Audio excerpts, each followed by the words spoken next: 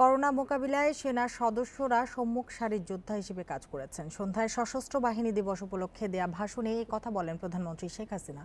প্রধানমন্ত্রী বলেন, দেশের সার্বভৌমত্ব রক্ষায় সশস্ত্র বাহিনী সবসময় প্রস্তুত।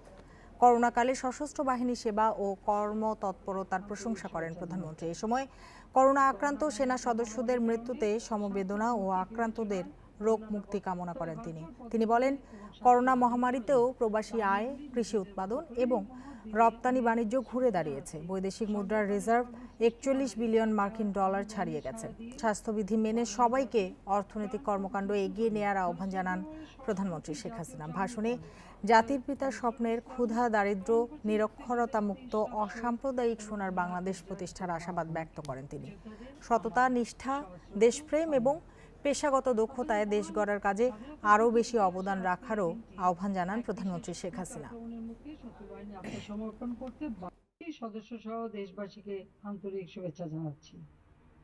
করোনা ভাইরাসের মহামারীর কারণে স্বাস্থ্য ঝুঁকি বিবেচনায় অন্যান্য তবে ভার্চুয়াল পদ্ধতিতে এবং স্বাস্থ্য বিধি মেনে বাহিনীগুলি নিজেদের মতো করে এই মহৎ দিনে আমি বাংলাদেশ সশস্ত্র বাহিনীর সদস্যগণ দেশের যে কোনো ক্রান্তির অগ্নে সর্বোচ্চ নিষ্ঠা ও আত্মত্যাগের মাধ্যমে দায়িত্ব পালন করে যাচ্ছেন।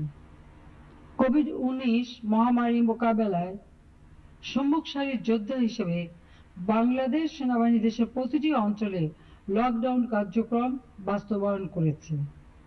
সাধারণ জনগণের মধ্যে মহামারী প্রতিরোধে সচেতনতা সৃষ্টি এবং বিদেশ থেকে আগত ব্যক্তিবর্গের জন্য কোয়ারেন্টাইন সেন্টার স্থাপন ও পরিচালনা করে যাচ্ছে।